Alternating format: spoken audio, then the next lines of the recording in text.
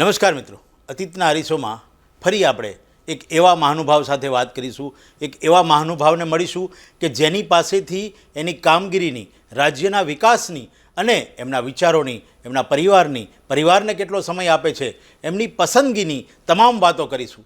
આપણી સાથે આજે જે મહાનુભાવ જોડાયા છે એમનું અચીવમેન્ટ શોર્ટ ટાઈમમાં એમને જેટલી મળી જવાબદારી, એ જવાબદારી માટે થઈને એમને જે પોતે કાર્ય કર્યું, અને એવું કહેવાય છે કે કદાચ ભારતના ઇતિહાસમાં સૌપ્રથમ સૌથી વધુ એવોર્ડ કોઈ શહેરને મળ્યા હોય તો એ મહાનુભાવનું શહેર છે જેના તેઓ મેયર છે. બિલકુલ, આપણે વાત કરીએ છીએ સુરત શહેરના મેયર દક્ષેશ માવાણીની. દક્ષેશભાઈ, આપનું સ્વાગત છે અમારા અતીતનો હરીશો કાર્યક્રમમાં. દક્ષેશભાઈ, એવી રીતે જે વાત કરી મેં કે સૌથી વધુ એવોર્ડ ભારત વર્ષના ઇતિહાસમાં, એવું શહેર તો એ શું છે અને કેવી રીતે અને કયા કયા વિભાગમાં એવોર્ડ મળ્યા, પહેલાં તો એ વાત કરો.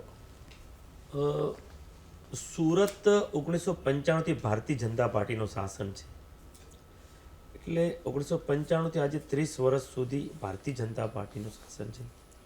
તમામ મેયરો, ફકીરભાઈ ચૌહાણથી લઈને હેમાલીબેન બોગાવાલા છે, તમામ મેયરોએ કંઈ ને કંઈ યોગદાન આપ્યું ત્યારે સુરત અહીંયા પહોંચ્યું છે. એમાં મારી પણ કામગીરી કરવાનો મને પાર્ટીએ મોકો આપ્યો છે.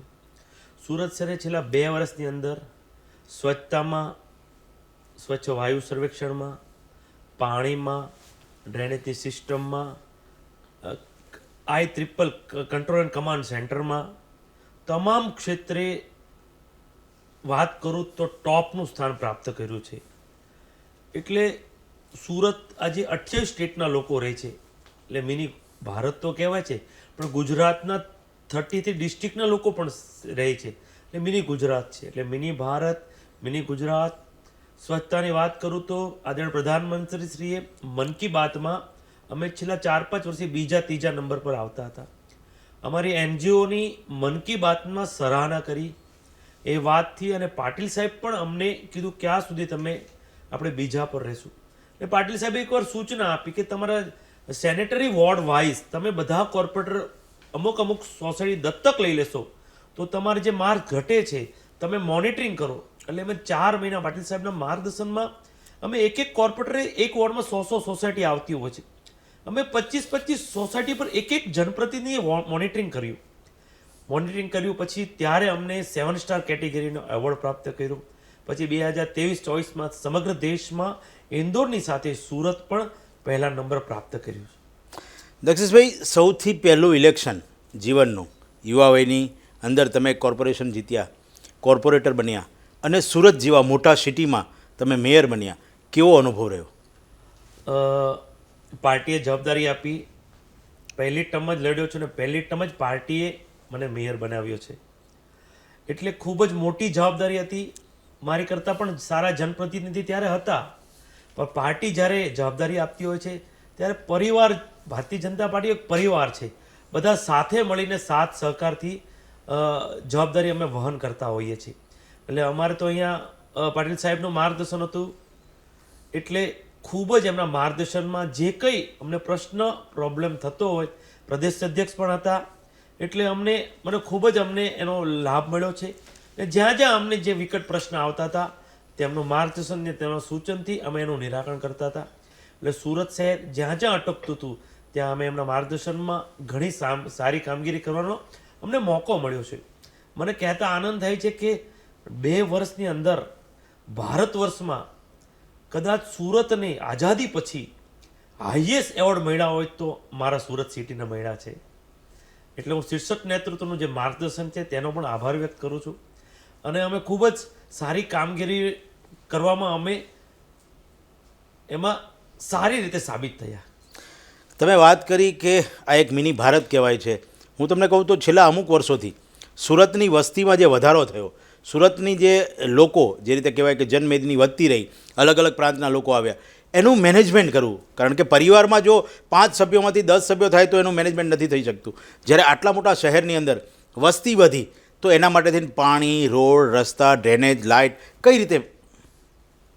આપને વાત કરું કે 10 વર્ષ પહેલાં સુરતનું પોપ્યુલેશન 40 લાખ હતી, અત્યારે 10 વર્ષ પછી 80 લાખ થઈ ગઈ છે. ઓક્સફોર્ડ યુનિવર્સિટીએ સુરતને રિપ્રેઝેન્ટ કરવા બોલાવ્યું હતું, ત્યારે એણે આ પ્રશ્ન તેના પ્રોફેસરે પૂછ્યો હતો મને, તો ત્યારે તો મારે કોઈ પાર્ટીની વાત નહીં કરે, પણ ત્યારે મેં વાત કરી કે ગુજરાતની પ્રજાએ છેલ્લા 30 વર્ષથી એક જ પોલિટિકલ પાર્ટીને સિલેક્ટ કરી છે. હું મારા સુરત મહાનગરપાલિકાની વાત કરું તો 1995 થી ભારતીય જનતા પાર્ટીનું શાસન, વસ્તી જેમ જેમ વધતી ગઈ, મહાનગરપાલિકા ડિપેન્ડ ઓન સ્ટેટ પર હોય છે, અમે સ્ટેટ પર ડિપેન્ડ છીએ, એટલે અમારી જેમ જેમ વધતી ગઈ તેમ અમે પાણીની વ્યવસ્થા, એસટીપી પ્લાનની વ્યવસ્થા કરતા ગયા, અને બંને જગ્યાએ ગવર્મેન્ટ એક સાથે, બંને જગ્યાએ સરકાર એક હોવાથી ઇઝી અવેલેબલ ગ્રાન્ટ અમને પ્રાપ્ત થતી ગઈ છે, એટલે અમે સર્વાઈવ થતા ગયા.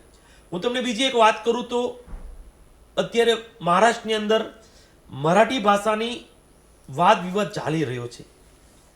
હું તો કહું, આદરણીય પ્રધાનમંત્રીશ્રીનું જે વસુધૈવ કુટુંબકમનો જે મંત્ર છે એને કોઈ જો ચરિતાર્થ કરતું હોય તો તે સુરત મહાનગરપાલિકા કરતું હોય છે. કારણ કે સુરતમાં 28 સ્ટેટના લોકોએ પોતાની કર્મભૂમિ બનાવી, પણ ત્યારે જોબ કરવા આવતા તો એકલા આવતા હતા, ક્રાઇમ પણ વધતો હતો. પણ સુરત મહાનગરપાલિકા 1995 પરથી ભારતીય જનતા પાર્ટીનું શાસન બન્યું, ઓડિશાથી લોકો આવ્યા તો સુરત મહાનગરપાલિકાએ એ લોકો પરિવાર સાથે આવે એટલે ઉડિયામાં શિક્ષણ શરૂ કર્યું, મહારાષ્ટ્રથી આવ્યું તો મરાઠીમાં કર્યું, સાઉથ ગુજરાતથી, સાઉથ ઇન્ડિયાથી આવ્યું, નોર્થ ઇન્ડિયાથી આવ્યું તો હિન્દીમાં કર્યું. એટલે દેશમાં 7 લેંગ્વેજમાં કોઈ એજ્યુકેશન આપતી હોય ભારત વર્ષમાં તો તે સુરત મહાનગરપાલિકા છે. અને પ્રધાનમંત્રીશ્રીનું વસુધૈવ કુટુંબકમનું જો સૂત્ર ચરિતાર્થ કરતું હોય તો મારા મતે એ સુરત મહાનગરપાલિકા કરે છે. એવું કહેવાય છે કે સુરતમાં સૌથી વધુ સૌરાષ્ટ્રવાસીઓ, કાઠિયાવાડીઓ વસ્યા. તમે કેટલા વર્ષોથી છો, શું છે આખી વાત? અમે સુરતના જે 2-3 ફેમિલી 1950માં જે આવ્યા છે ત્યારથી મારો પરિવાર અહીંયા છે. આજે 70 વર્ષ જેટલો મારા પરિવારને સુરતમાં થઈ ગયો છે. ત્યાર પછી અમારો બધા જ જિલ્લા, પહેલાં ભાવનગર જિલ્લો આવ્યો હતો, પછી અમરેલી, એમ અલગ અલગ રીતે બધા જ જિલ્લાઓ સુરતને પોતાની કર્મભૂમિ બનાવી છે. અને તાપી માતાની તો વાત કરું કે જે લોકો 28 સ્ટેટના લોકો ગુજરાતમાં જેટલા તાલુકાએ, પણ આ તાપી માતાનું પાણી નિષ્ઠાથી અને ઈમાનદારીપૂર્વક જેણે સંકલ્પ કર્યો છે, તાપી માતાએ તેમને આશીર્વાદ આપ્યા છે. તમે દક્ષેશભાઈ એક વાત કરું કે જો રાજનીતિમાં ન આવ્યા હોત, આટલું બધું કામ તો તમે કર્યું, જવાબદારી પણ મોટી મળી છે સીધી જ, તમે રાજનીતિમાં ન હોત તો શું હોત? હું રાજનીતિમાં ન આવ્યો તો હું આઉટ ઓફ કન્ટ્રી 10 વર્ષ જોબ કરતો હતો એક કંપનીમાં.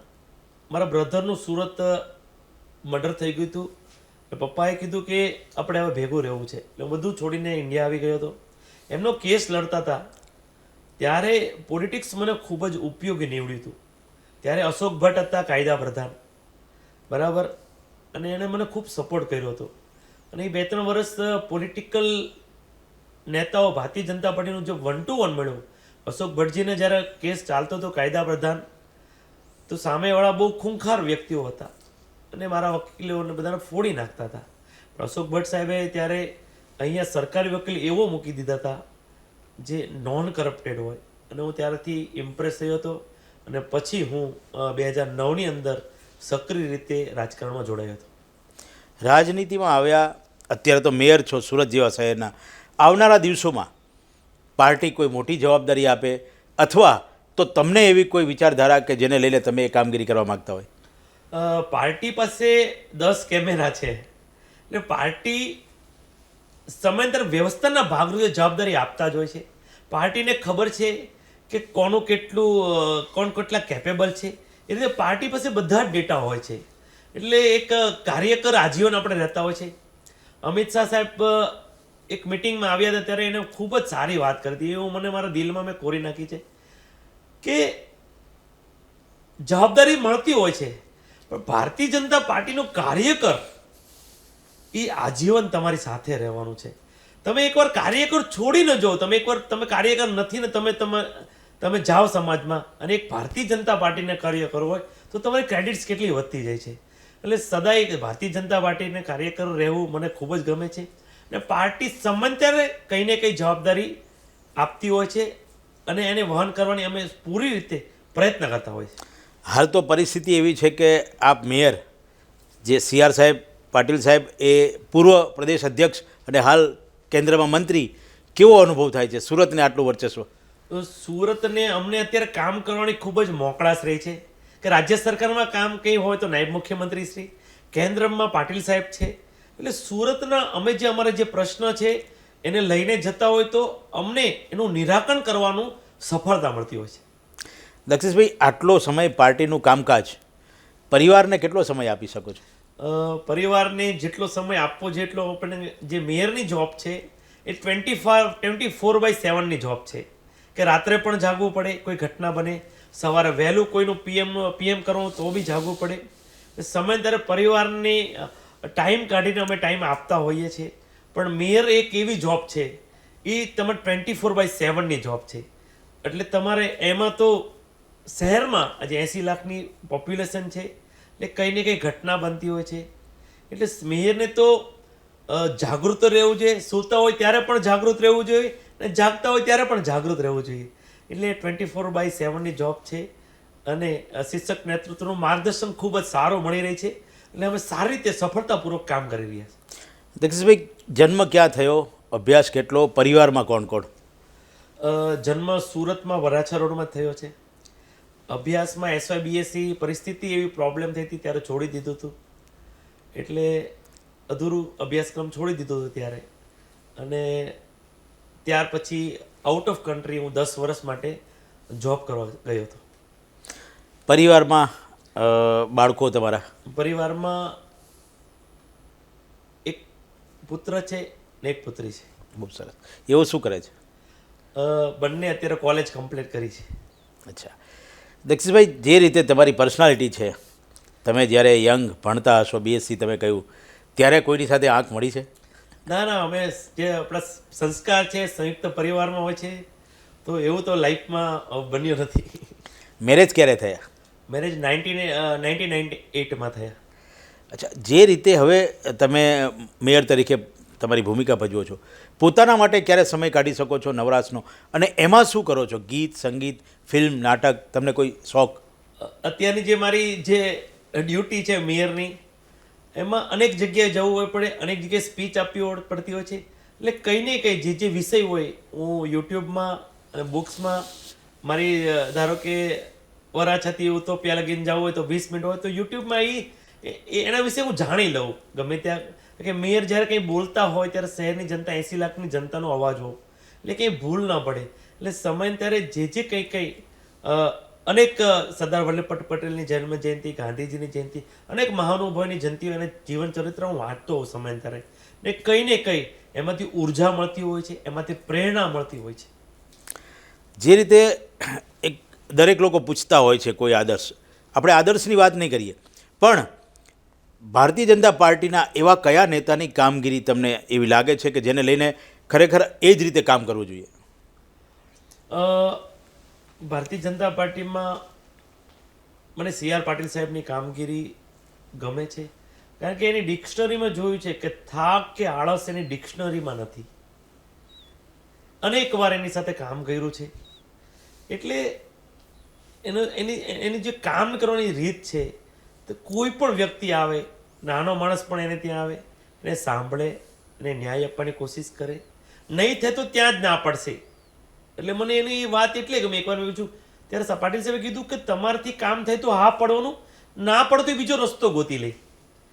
એટલે એમની સાથે મેયર તરીકે કામ કર્યું છે. અને રાજ્યના ગૃહમંત્રીથી મહામંત્રી ગુજરાત પ્રદેશના હતા, એમની સાથે એક કારમાં ઘણીવાર પ્રયાસ કર્યો છે.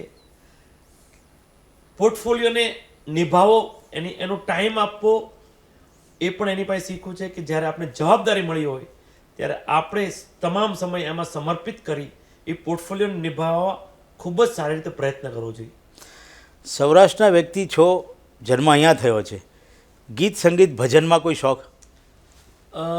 મને ભજનમાં શોખ છે અને આધ્યાત્મિકમાં મને ઘણા શ્લોકો કંઠસ્થ છે. મારું રટણ ચાલુ જ રહેતું હોય છે ભગવાનનું નામ લેવું. કોઈ શ્લોક જો યાદ આવે? ઘણા શ્લોક છે, ગણપતિ બાપા છે, દુર્ગા માતાના છે, ઘણા શ્લોક કંઠસ્થ છે. કોઈ ભજનની પંક્તિ યાદ આવે, કોઈ ગીતની લાઈન? દુર્ગા માતાના 32 નામ બોલી લઈએ આપની ચેનલમાંથી.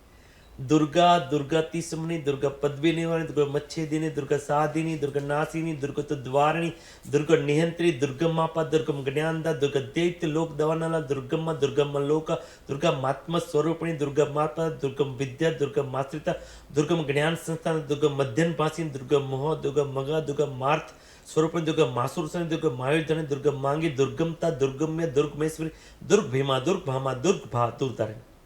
બહુ સરસ. દુર્ગા માની આટલી સ્તુતિ તમે કરી શકો છો. નવરાત્રિનો જરૂર શોખ હશે. હા, નવરાત્રિમાં તો એની માટે મારી માટે પ્રધાનમંત્રીશ્રી મારી માટે આઈડોલ છે અચ્છા. કે તે પાણીમાં કરે છે, તો અમે પણ જ્યારથી એનું સાંભળી છીએ ત્યારથી હું પણ નવરાત્રિ કરું છું. ઉપવાસ અને એકટાણા. હા. અચ્છા, સાથે નવરાત્રિમાં રમવું કે ગરબા લેવા કે એવું કંઈ? સમયાંતરે જ્યાં જ્યાં અત્યારે મેયર કાર્યક્રમમાં જ્યાં જ્યાં ગરબો લેવાનું થાય ત્યાં ગરબો રમી લઈએ છીએ. ગરબો રમી લઈએ છીએ. સુરતનો વિકાસ આટલો થયો છે, હજુ કેટલા વિસ્તારમાં વિકાસ બાકી છે? ડુમસનો જે આખો દરિયા કિનારો નવો ડેવલપ થઈ રહ્યો છે, એના વિશે શું કહેશો? પાટીલ સાહેબની ગૌરવમય ઉપસ્થિત જ્યારે હતી, જ્યારે આનું ખાતમુહૂર્ત થયું, ત્યારે મેં પાટીલ સાહેબને સ્પીચમાં કીધું કે મને મારા પપ્પા અહીંયા લાવતા હતા ફરવા, હું પણ મારા છોકરાને ડુમસ લાવતો હતો.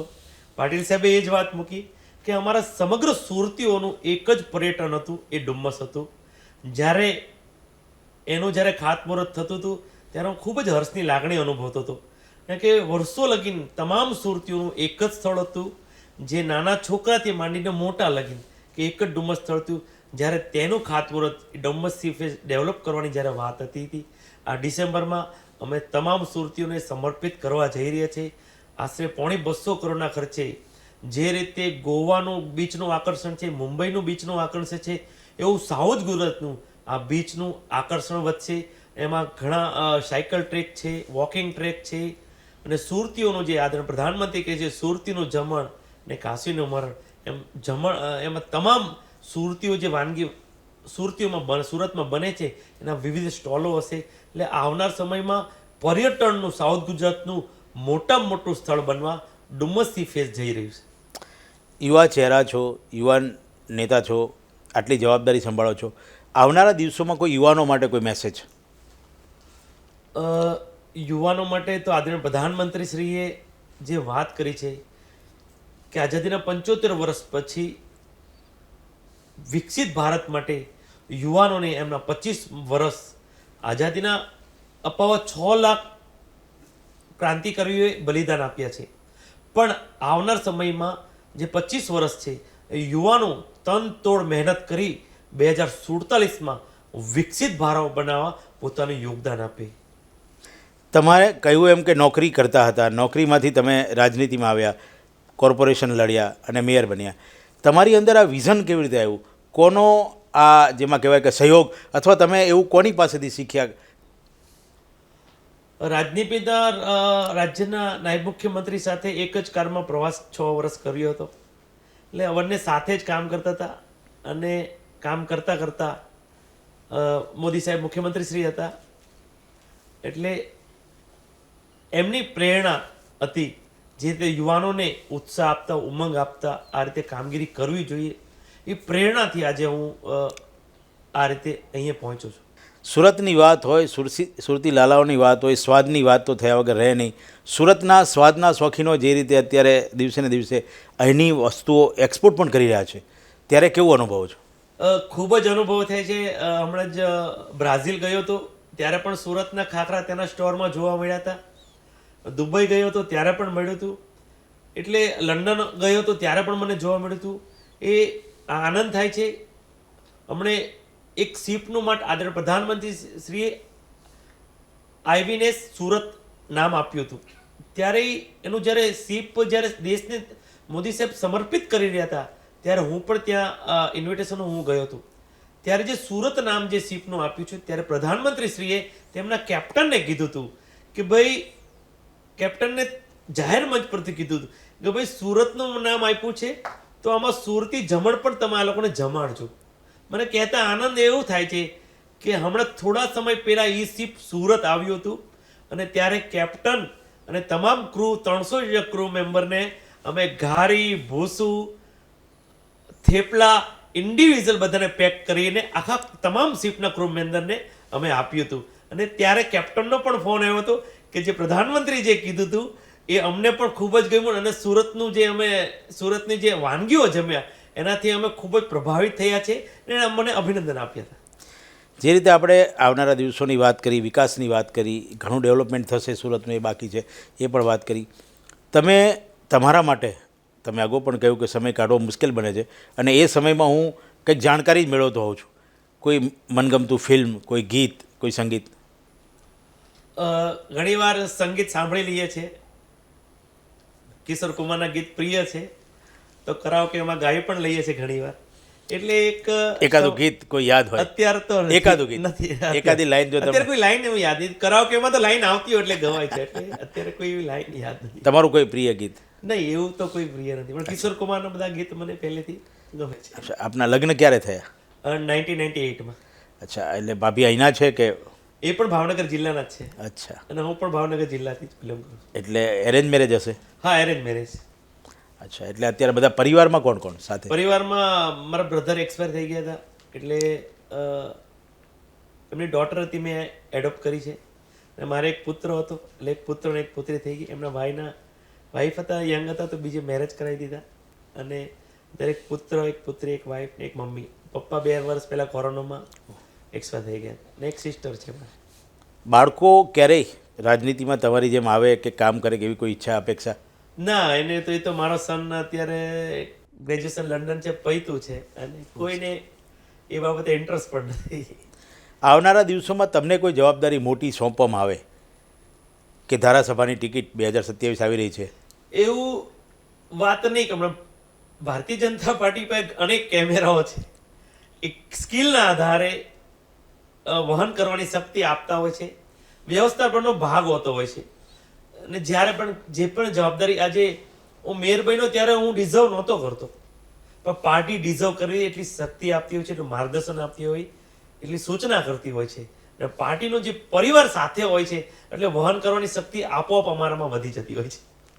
એટલે ટૂંકમાં જ્યારે જે જવાબદારી મળશે એ તમે નિભાવવા તૈયાર છો? હા, જે કંઈ પાર્ટી જવાબદારી આપતી હોય છે. યુવા મોરચામાં હતો, પ્રદેશ કારોબારી સભ્ય હતો, પછી કતારગામ વિધાનસભામાં એ કન્વીનર બન્યો હતો. એમ અલગ અલગ જવાબદારી પાર્ટી આપે અને એને વહન કરવાની ભગવાન શક્તિ પણ આપતા હોય છે. અને સારી રીતે હું પ્રયત્ન કરતો હોઉં છું. જે મને જવાબદારી આપી, મને જે પોર્ટફોલિયો આપ્યો હોય એને સફળતાપૂર્વક જવાબદારી હું નિભાવતો હોઉં છું. ફ્લાયઓવર સૌથી વધુ શહેરમાં દેખાય છે સુરતમાં. હજુ કેટલા વધી શકે કે ટ્રાફિકની સમસ્યા કેવી?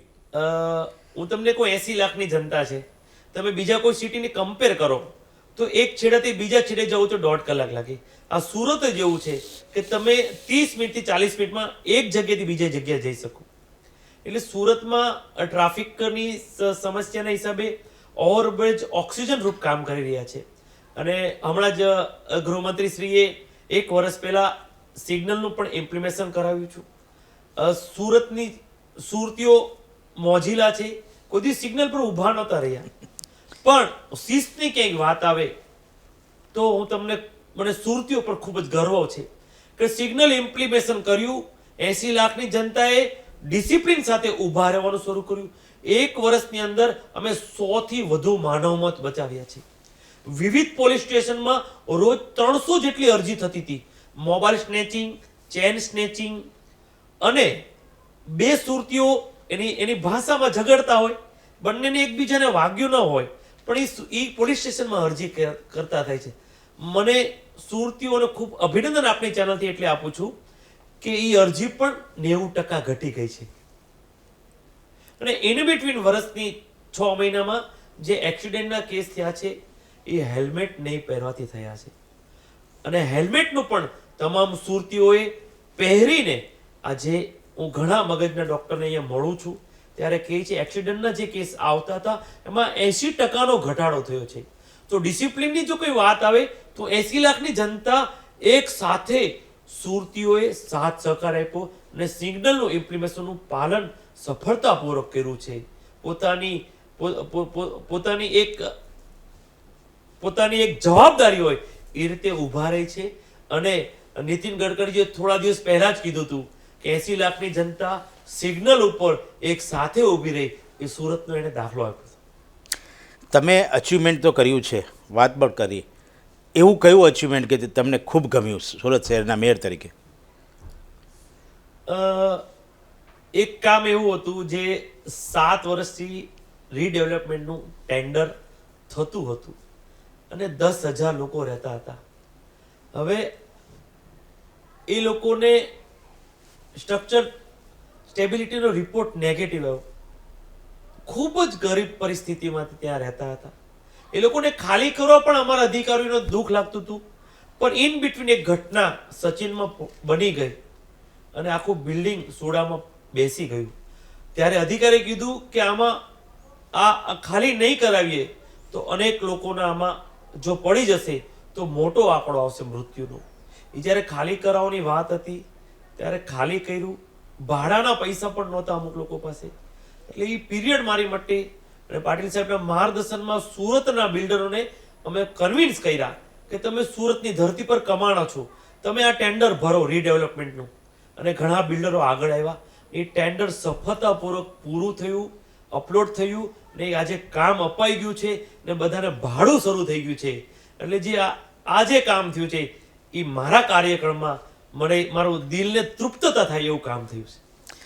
તો જોયું મિત્રો કે જે રીતે પહેલી ઇલેક્શન કોર્પોરેટર તરીકે જીત્યા અને મેયર બન્યા સુરત શહેરના, જેને અનેક એવોર્ડો મળ્યા છે, આપણે વાત કરી એવા મેયર દક્ષેશભાઈ માવાણીની અંદર જનતા પ્રત્યે પણ કેટલી લાગણી છે એની પણ વાત કરી.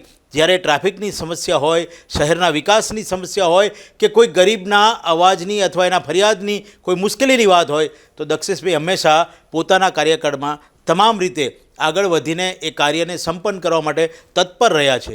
કદાચ ગતિશીલ ગુજરાત એટલા માટે જ ગતિ કરી રહ્યું છે અને આવનારા દિવસોમાં આ વધુ ગતિ આગળ વધે એ પ્રકારની અપેક્ષા અને એમને અભિનંદન આપીને આપણે એમનો આભાર કરીએ કે દક્ષેશભાઈ આપ અમારી સાથે જોડાયા તે બદલ આપનો ખૂબ ખૂબ આભાર.